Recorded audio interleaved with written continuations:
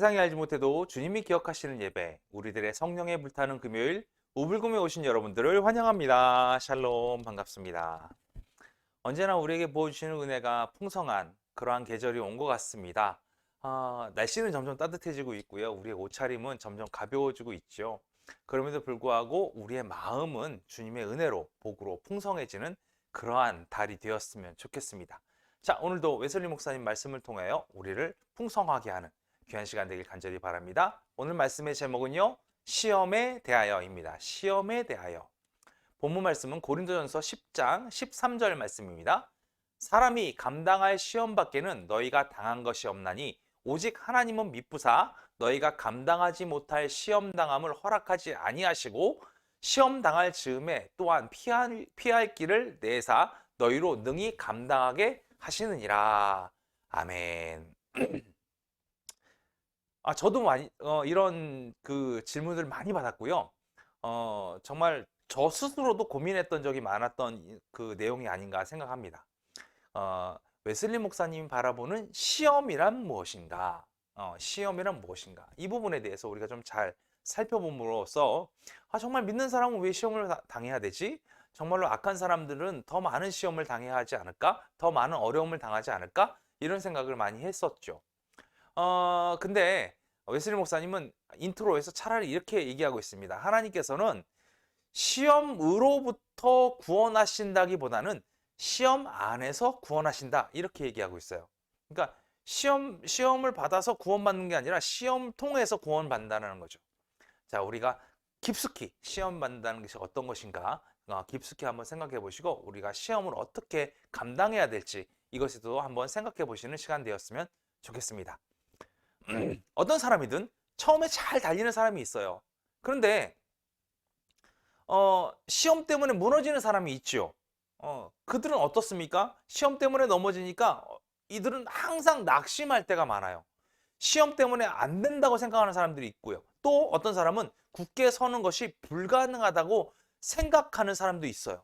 이들의 마음은 무너질 수밖에 없습니다. 바울은 이렇게 낙심하지 않도록 하기 위해서 심각한 권고에다가 다음과 같은 위로의 말을 덧붙이고 있어요. 오늘 본문의 말이죠. 사람이 감당할 시험 밖에는 너에게 당한 것이 없나니 오직 하나님은 미쁘사 너희가 감당치 못할 시험 당함을 허락하지 아니하시고 시험 당할 즈음에 또한 피할 길을 내사 너희로 능히 감당하게 하신다라고 얘기하고 있어요.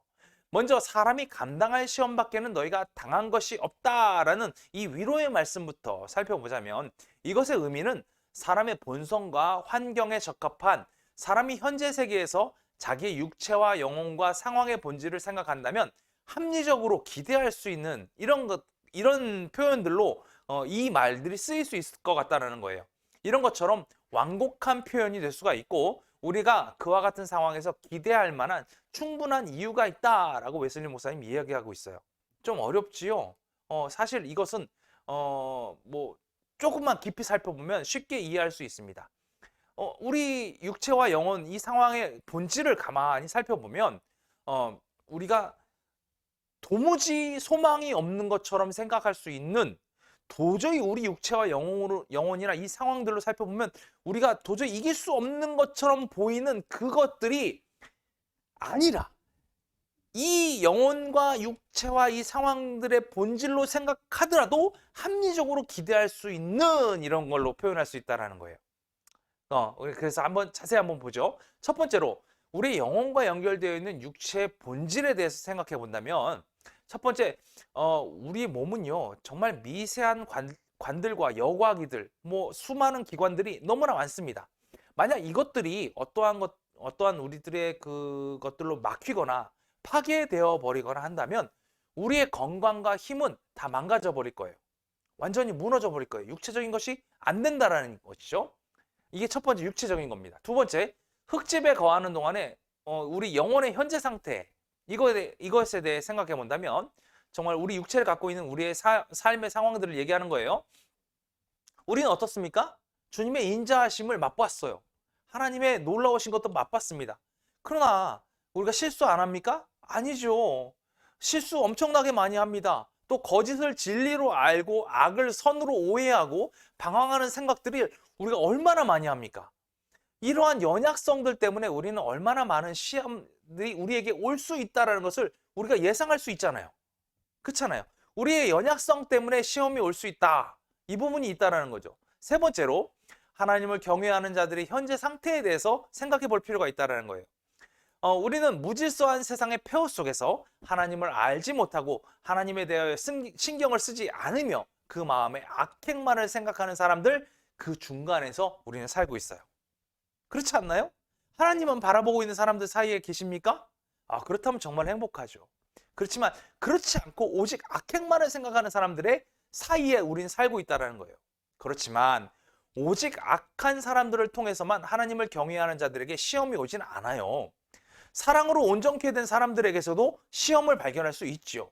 첫 번째로 온전하다고 생각하는 사람들에게서 모든 종류의 시험을 발견할 수 있고요. 두 번째로 과거에는 진실로 온전했으나 지금은 확고함에서 떠난 사람들에게도 동일하게 시험이 발견됩니다.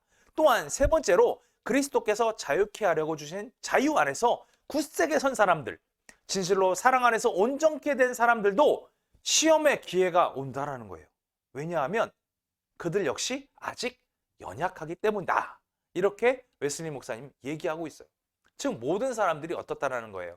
하나님 앞에 온전케 된 사람들 역시도 그렇게 무너지는 시험을 당할 수 있다는 것은 모든 믿는 사람들도 시험을 당할 수 있다라는 거죠.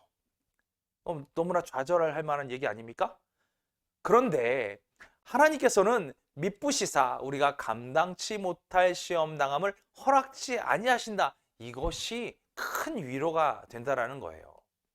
이것을 모르는 사람은 좌절할 수밖에 없죠. 무너질 수밖에 없습니다. 시험이 우리에게 오면 그것을 어떻게 우리가 이겨내지? 이런 것 때문에 무너지는 사람들 많잖아요. 좌절하고 낙심하는 사람들 많잖아요. 그러나 하나님께서 우리에게 분명하게 알려주셨어요. 우리가 감당치 못할 시험 당함을 허락하지 아니하신다. 이렇게 우리에게 위로해주고 계시는 거예요. 하나님은 우리의 능력을 너무나 잘 아시죠. 그리고 실수하지 않으십니다. 주님은 우리를 그냥 고아처럼 내버려 두신 것이 아니라 우리 곁에 계시죠. 또 우리가 어떠한 고난이나 시험을 당한다 할지라도 우리의 위대한 의사가 되시는 주님은 우리를 결코 떠나지 아니하시죠. 이것만큼 큰 위로가 되는 게 어디 있겠습니까? 그걸 통해서 우리는 이러한 사실을 알 수 있습니다. 지혜뿐만 아니라 하나님의 지혜뿐만 아니라 하나님의 공의, 하나님의 자비, 그의 미쁘심 때문에 우리는 결코 우리가 감당할 수 없는 시험을 주지 않는다는 것을 우리는 분명히 알 수 있다는 거예요. 그리고 하나님께서 이미 우리에게 그런 시험을 주셨거나 또는 우리가 필요할 때 주실 힘보다 더 큰 시험은 우리에게 주지 않으신다. 이것이 우리에게 약속하신 말씀이라는 거예요. 또 세 번째로 시험 당할 즈음에 피할 길을 내어주시사 우리로 능히 감당하게 하신다. 이것은 정말 큰 은혜입니다. 여기서 피할 길이라고 번역된 헬라어 에크바신이라는 이 단어가 매우 중요한데 이 단어는 어떻게 번역되었느냐? 출입문이라는 말로 사용됐어요. 문자적으로 밖으로 나가는 길을 의미하는 거예요. 하나님께서는 이것을 발견하시거나 만드시는 분이시라는 거예요. 하나님께서는 우리의 시험의 원인을 제거해 주심으로써 시험에서 피할 길을 내시는 분이세요. 또 우리가 시험 중에 있는다 할지라도 즉 그 원인이 아직 남아있는다 할지라도 그것이 더 이상 우리에게 시험이 될 수 없는데 그 이유는 첫 번째, 그 원인을 하나님께서 제거하심으로 시험으로부터 피할 길을 내시는 분이 바로 하나님이시라는 거고요. 둘째, 이것은 참을 수 없다. 이것은 너무 심하다. 나는 결코 이것을 통과할 수 없다. 내 짐은 내가 질 수 있는 것보다 너무나 무겁다라고 생각하거나 말함으로써 우리가 하나님을 시험하지 않도록 선줄로 생각하는 자는 넘어질까 조심해야 한다. 이렇게 얘기하고 있어요. 여기서 정말 저는 이 부분이 정말 너무나 크게 저한테 충격으로 다가왔습니다. 이 시험 넘을 수 없을 것 같아. 이 시험 너무 심한 것 같아. 나는 이것을 통과할 수 없을 것 같아. 이렇게 얘기하는 게 하나님을 시험하는 거라는 거예요. 왜 그렇습니까?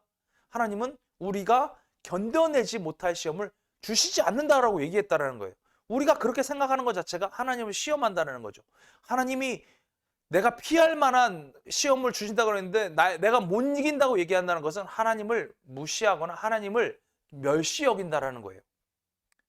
왜냐? 하나님은 우리가 져야 될 그 짐과 당신의 힘에 균형을 맞추시는 분이시라고 얘기하는 거예요.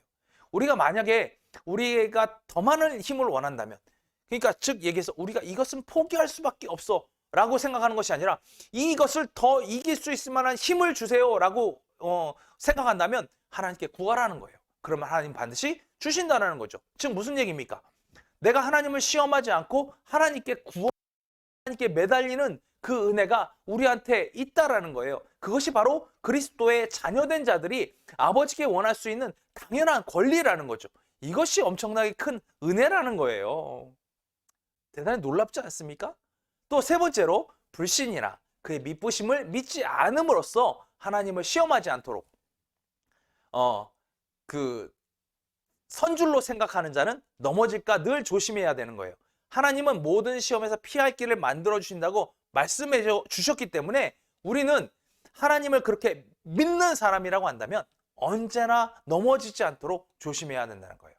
그래서 모든 시험을 웨슬리 목사님은 이런 식으로 이야기하시고 권면하셨어요. 여러분, 모든 시련을 조용히 받아들이십시오. 모든 능력과 모든 지혜와 모든 자비와 모든 미쁘심을 지닌 그 하나님께서 그 어떤 시험에서도 먼저 우리를 지원해 주시고 그 모든 것으로부터 우리를 구원해 내주실 것이라는 사실을 겸손하게 믿으시라, 이렇게 권면하고 있어요. 그러면 결국에는 모든 것이 합력하여 선을 이루게 될 것입니다 라고 얘기하고 있지요. 이 얼마나 아름답습니까? 주님은 우리를 그냥 내버려 두시는 분이 아니시라는 거예요. 그리고 그 모든 것이 우리의 유익을 위한 것이고 그의 거룩하심에 참여케 하기 위한 것이라는 사실을 우리는 그 시험을 통하여 경험하게 될 것이라는 거예요. 여러분, 시험은 힘듭니다. 이겨내기 어려울 것 같이 어렵습니다. 그러나 오늘 이 마지막 말처럼 그의 거룩하심에 참여하는 도구로서 이 시험을 사용하신다라는 것, 그리고 시험을 잘 이기게 됨으로써 우리는 그 사실을 경험하게 된다는 것, 이것이 우리에게 큰 은혜와 복이 될 줄로 믿습니다. 힘드십니까? 어려우십니까? 지금 겪고 있는 시험이 내가 감당할 수 없는 것처럼 여기십니까? 그럼 오늘 웨스님 목사님이 말씀하신 것처럼 주님께 구하십시오. 주님, 내가 이 시험을 능히 이기고도 남음이 있는 그 힘을 저에게 주십시오.